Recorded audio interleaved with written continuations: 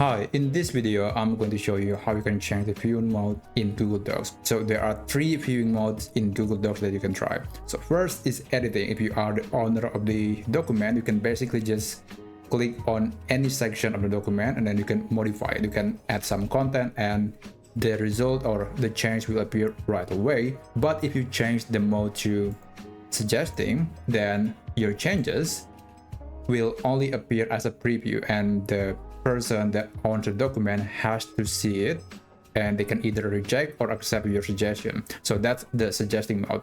The next mode is this viewing mode. So basically you can only see the document. You cannot do anything else other than just see the document. Maybe you can copy the document or you can print it to your using your printer, but other than that, that's basically the only way, the only thing you can do with that document. So yeah, those three are the viewing modes available in Google Docs. I hope you find this video helpful and I'll see you on the next video.